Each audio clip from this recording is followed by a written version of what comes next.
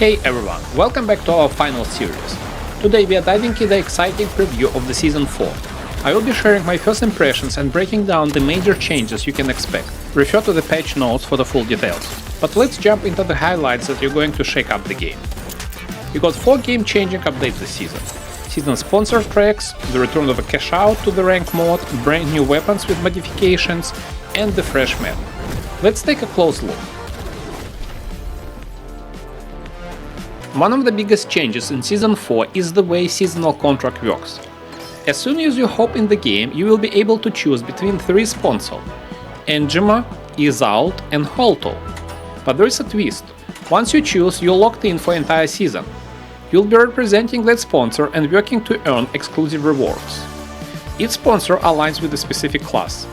Engima specializes in the light classes, offering unique skins and customization. Isalt has medium class rewards, and Holto provides some heavy-hitting skins for the heavy classes. The ultimate rewards are sick: sniper rifle skins for Engima, FAMAS skin for the Isalt, and hammer skin for the Holto.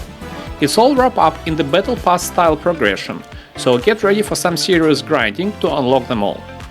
On the top of that, the game now features the updated career stats page, giving you a detailed breakdown of your performance across the game modes, including your sponsor progress.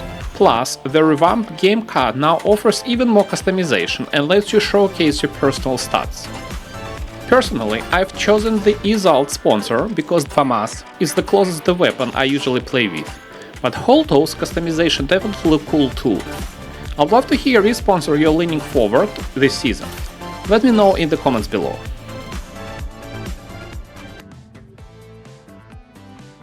The next big update is rank mode, and it's causing some debate.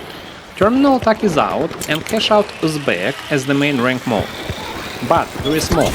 Placement rounds are down from 8 to just 4, so you'll need to bring your top game right from the start. Cashout has also been tweaked. Now we only have 2 knockout rounds before the final, and there are only 2 Cashout stations, which should make matches more intense. This also avoids those annoying games where the one team gets into the final untouched while everyone else is fighting out at different stations. Money rewards have also been adjusted. For instance, the final round now gives you 25,000 instead of 20,000. Just refer to the page notes about all those changes. As for the terminal attack, while it's out of rank, it's staying as a quick play option. I'm not sure how I feel about this change. I really like the structure and skills focus of the terminal attack in the rank. What do you think? Should it have stayed, or was it time for it to go? Let me know in the comments. Now, let's talk about the new firepower coming in Season 4. We got 3 brand new weapons, one for each class. Let's break them down. Light class gets the M26 Meter and 8-round shotgun. It has a better range than SH-1900, but it's still pellet shotgun, meaning its damage drops off with the distance. You'll need 2 shots to take another light class at 10 meters distance, and 3 shots for heavy at close range. Unfortunately, there are no crit shots, so you want to aim the body to maximize pellet spread. Personally, I didn't find it overpowered. It might work as an alternative for those who like SH-1900, but in 1 versus 1 situation I'm not convinced it's holding up. I'm curious, do you think shotgun holds up in 1 versus 1 and team cleanups, or struggles in head-to-head? Heavy class gets dual Akimbo pistols, which look amazing with some slick animation shooting from the both hands. This weapon max holds 14 bullets, and while damage is decent, it's not like Warzone with one-shot kills there. You can take out the light class with the 2 headshots. The range is surprisingly long. As you can see in my video, I was eliminating lights from the around 70 meters with the decent aim. But here's my issue. These pistols feel out of place for the heavy class. I mean, the heavy is supposed to wield big, high-caliber weapons like the Lewis or M60. With these pistols, I found myself constantly reloading and feeling underpowered. On the upside, this is the first heavy weapon without a crazy recoil pattern, making it easy to handle. So it might be quite popular for heavy players. But what do you think? Should this heavy class have a dual pistols, or it feels off for you too? Speaking of recoil, the M60 seems unchanged, but the Lewis recoil pattern has been changed again. This is frustrating for anyone trying to master this gun, and it feels like Embark isn't happy with the Lewis. Why do they keep changing this every season? I have no idea. Medium class get the Pike 556 Scout rifle, and in my opinion, this is the most impactful new weapon. Think of it as the LH1 from the light class, but hand it over to the medium class with a slight fire rate reduction from 300 RPM to 260 RPM. It's nearly identical to the LH1, which could be a problem.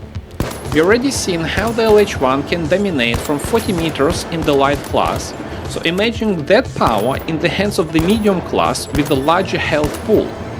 Plus, this rifle has almost no damage fall off.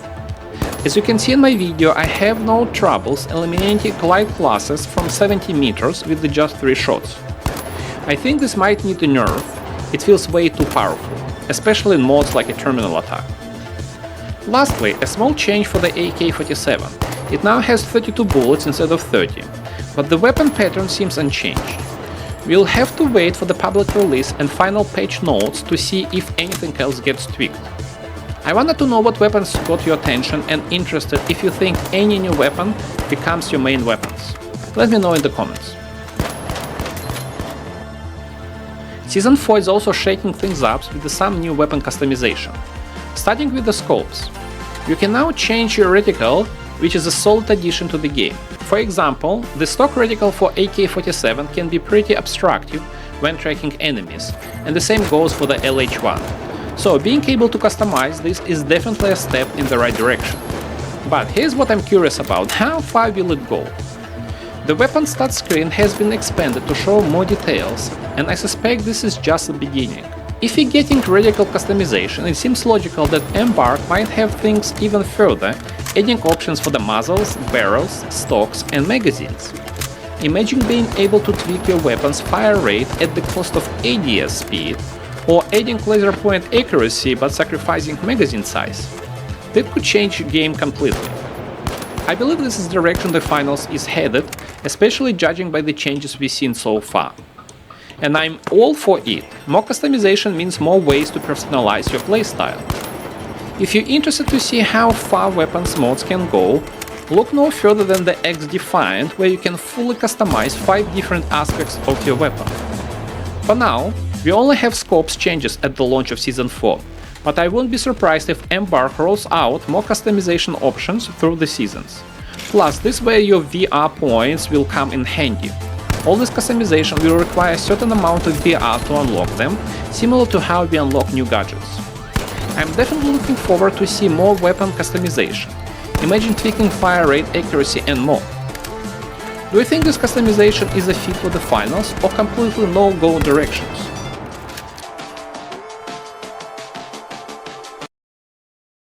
Lastly, this season introduces a new map called Fortune Stadium, and I have to say, its resemblance to the Soul map is uncanny.